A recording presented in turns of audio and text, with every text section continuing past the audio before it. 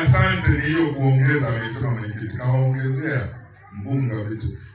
Zile nafasi ukishinda kwa kishindo ndio unapewa mbunge wa viti maalum watatu wa ziada.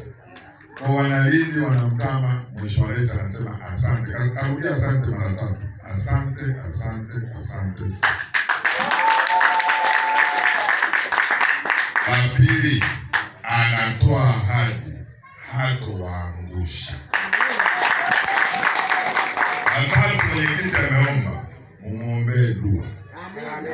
Kila mnaposali mumuombee dua ili aweze kuendelea kuwatumikia Watanzania. Kwa hayo matatu yametoka rasmi kwa Mheshimiwa Rais, ameniambia binafsi, nenda kayaseme haya.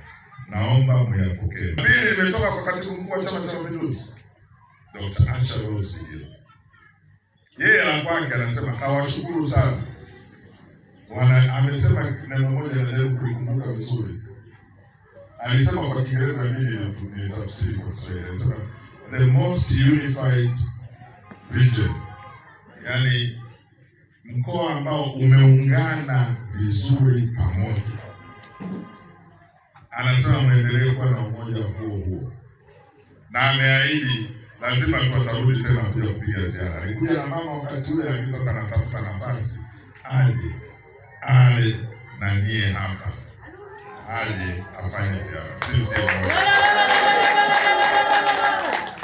baada ya mama, sasa ndugu wangu yeye alinipigia tu simu, mbunge wenu Nape, oye.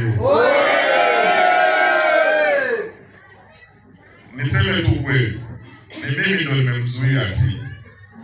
Alikuwa anataka naye aje. Sasa nikamwambia wewe uko bungeni, tuombee vitu huko. Mimi nikienda na nikamwambia mimi jimbo silitaki, niko na wasiwasi. Sasa mimi ndo nimekupigania huyo, sasa tunatakaje tena? Kwa nikamwambia amebaki, lakini amesema anawapa salamu, angetamani kuwa na sisi, lakini sio kama mimi ndo nimemzuia. Ngambia sasa naongea sio kama kaka, naongea kama mjumbe wa NEC kaka. Baki. Na yeye ni NEC mwenzangu. Lakini na NEC tuko sawa, tunapishana kidogo. Mimi namba 6. Na kile rangi pango ile tu. Namba 1 2 nikatoa namba 6 pili 20 ile. Kwa namba anawasalimia sana.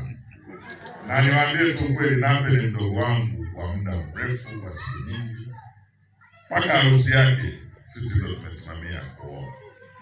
Kwa hiyo ndugu yangu, naye naomba msimwangushe. Hatumwangushi.